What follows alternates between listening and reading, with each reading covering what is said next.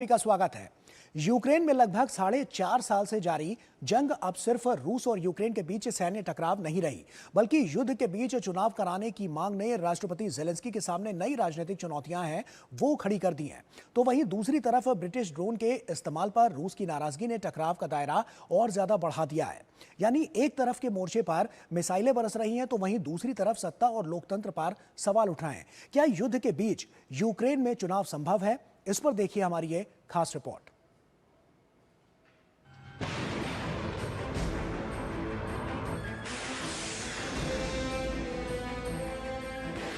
युद्ध के 4.5 साल, आसमान में दहाड़ती रूसी मिसाइलें और जमीन पर इसके बचाव करती यूक्रेनी सेनाओं के बीच अब सियासी गूंज भी तेज हो गई है। यूक्रेन जंग भले ही खत्म नहीं हुई हो, लेकिन सत्ता और लोकतंत्र को लेकर नई लड़ाई जरूर शुरू हो गई है। पूर्व रक्षा मंत्री मिखाइलो फेदोरोव ने चुनाव की मांग कर राष्ट्रपति वोलोदिमीर जेलेंस्की के सामने अब तक की सबसे बड़ी राजनीतिक चुनौती खड़ी कर दी है। फेदोरोव ने एक वीडियो जारी कर कहा कि लोकतांत्रिक प्रक्रिया बहाल करने के लिए एक कानूनी और सुरक्षित और व्यवहारिक व्यवस्था बनानी चाहिए। फेदोरोव ने सीधे राष्ट्रपति जेलेंस्की का नाम तो नहीं दिया, लेकिन उनका बयान सीधे तौर पर जेलेंस्की की सत्ता और राजनीतिक भविष्य को चुनौती देता है। उन्होंने सवाल किया कि अगर एक आजाद देश बना रहना रूस से लड़ाई का मकसद है, तो फिर लोकतंत्र को युद्ध का बंधक क्यों बनाया जाए। लेकिन सबसे बड़ा सवाल यही है कि जो देश युद्ध में उलझा हो और लाखों लोग मुल्क छोड़कर भाग चुके हों, तो वहां चुनाव आखिर कैसे होंगे। रूस के साथ युद्ध शुरू होने के बाद यूक्रेन में मार्शल लॉ लागू कर दिया गया और मार्शल लॉ के दौरान संविधान के तहत चुनाव नहीं कराए जा सकते हैं। मई 2024 में जेलेंस्की का कार्यकाल खत्म हो गया। मार्शल लॉ लागू होने के कारण तब से राष्ट्रपति पद की जिम्मेदारी जेलेंस्की निभा रहे हैं, लेकिन जैसे जैसे युद्ध लंबा खिंच रहा है, उनकी राजनीतिक वैधता और चुनाव कराने का सवाल भी जोर पकड़ रहा है। फेदोरोव लोकप्रिय युवा नेता हैं। उन्हें पिछले महीने रक्षा मंत्री के पद से अचानक हटा दिया गया।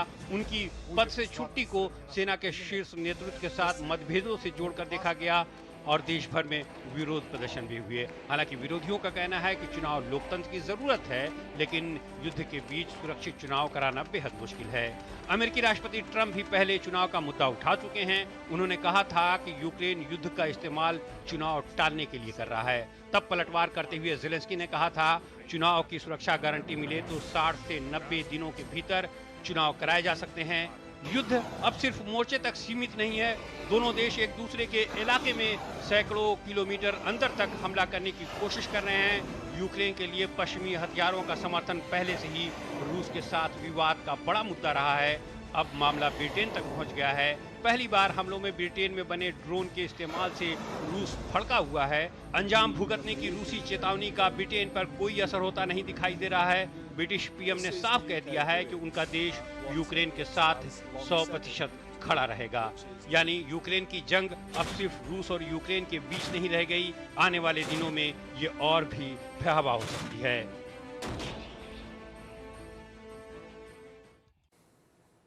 और आइए इसी अहम मुद्दे पर चर्चा करते हैं। संजय जी, सवाल यह है कि एक तरफ तो युद्ध और दूसरी तरफ चुनाव की मांग। ऐसी स्थिति में जब युद्ध के हालात हों, चुनाव कराना कितना संभव है और इसे कैसे कराया जा पाएगा?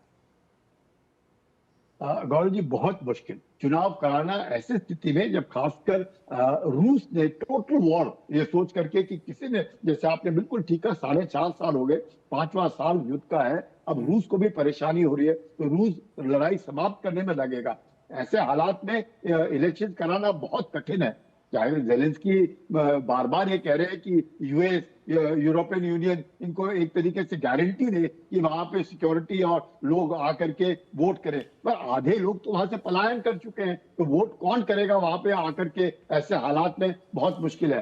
हाँ, जेलेंस्की ने 2019 के बाद जरूर कोई इलेक्शन नहीं हुए। आपने जैसे कहा 2024 के बाद तो उनका जो टेन्योर है वो खत्म हो गया, मार्शल लॉ लगा हुआ है, तो इलेक्शन तो नहीं हुए। उनकी मान जो है वो ठीक है, लेकिन मुझे लगता है आज की तारीख में जिस प्रकार से जेलेंस्की को सपोर्ट है नेटो की तरफ से, यूरोपियन यूनियन की तरफ से, अमेरिका के साथ अनबन रही, पर अब देख रहे हैं कि ट्रंप किस प्रकार से उनको लगातार कुछ न कुछ मिलिट्री इक्विपमेंट दे रहे हैं, तो ये सब दिखाता है कि उनकी पकड़ उनके देश के ऊपर काफी अच्छी है, और उस पकड़ के कारण शायद जेलेंस्की अगर इलेक्शन होते भी हैं तो दोबारा चुन के आएंगे। लेकिन हाँ, और पुतिन भी कह रहे थे कि पिछली बार उन्होंने भी कहा इलेक्शन होने चाहिए, उस वक्त जेलेंस्की की स्थिति थोड़ी नाजुक थी, पर आज की तारीख में जेलेंस्की की स्थिति तकरीबन ऐसे लग रहा है 60-70% लोग जो है वो उनको वोट देंगे। और लेकिन यूक्रेन में भी लोग नहीं चाहते हैं कि ऐसे हालात में इलेक्शन हो। कैसे होगा जिस प्रकार से रूस बम्बार्डमेंट कर रहा है कीव राजधानी के ऊपर और बाकी इलाकों में, और 1200 किलोमीटर फ्रंट के ऊपर लगातार रोज आप सुनते आ रहे हैं, 4-4.5 साल हो गए वही इलाके, ज़ैपोरिजिया हुआ, खार्किव हुआ, खेरसॉन हुआ, लुहांस्क हुआ, डोनेट्स्क हुआ, सुमी हुआ, ये सब जगह लड़ाई चल रही है और बहुत भयानक लड़ाई चल रही है। तो ऐसे हालात में मुझे नहीं लगता है कि यूक्रेन में इलेक्शन हो सकते हैं। गौरव, संजय जी, ऐसे में फेदरोव क्या कोई मुश्किल खड़ी कर सकते हैं?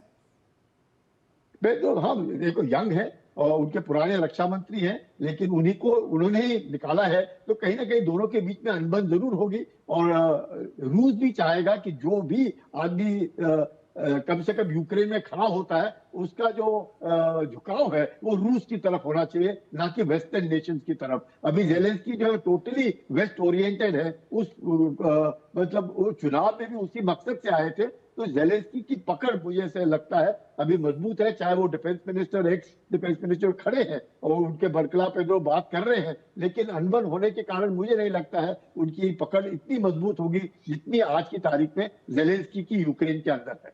ऐसे में क्योंकि युवाओं की बड़ी पसंद माने जाते हैं फेदरोव, तो क्या वो यहाँ पर कुछ ना कुछ ऐसा राजनीतिक उलट-पुलट कर सकते हैं? क्या वो उतनी स्ट्रैटेजी उनकी यहाँ पर काम कर सकती है?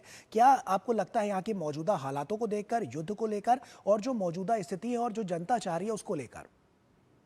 देखिएगा, पेद्रोव जरूर उनकी पॉपुलैरिटी है जेन जी के बीच में, लेकिन जिस प्रकार से जेलेंस्की ने अपने आप को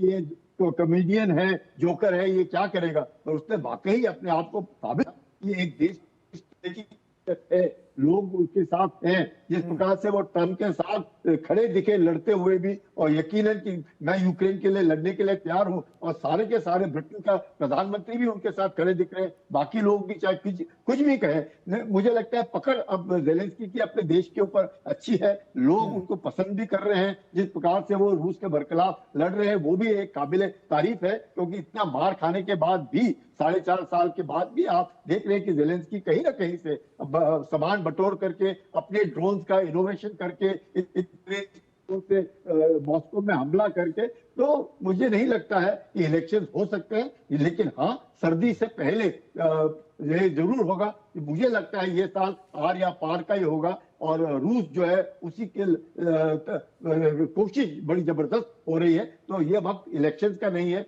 ये वक्त यूक्रेन को कंसोलिडेशन का है, अपने आप को बचाने का है। नहीं तो फिर हार नौबत आ सकती है अगर इस वक्त यूक्रेन जो है इलेक्शन की ओर बढ़ता है तो। चलिए, बहुत बहुत शुक्रिया संजय जी, तमाम विषयों पर रोशनी डालने के लिए और तमाम जानकारियां साझा करने के लिए, तमाम बातचीत हमसे करने के लिए बहुत बहुत शुक्रिया आपका। तो इसी के साथ खबर दुनिया की मैं फिलहाल अभी के लिए इतना ही। जाते जाते आपको छोड़ जाते हैं कुछ अंतर्राष्ट्रीय खबरों के साथ, तो हमें हमारी पूरी टीम को दीजिए इजाजत। आप बने रहिए डीडी न्यूज़ के साथ। नमस्कार।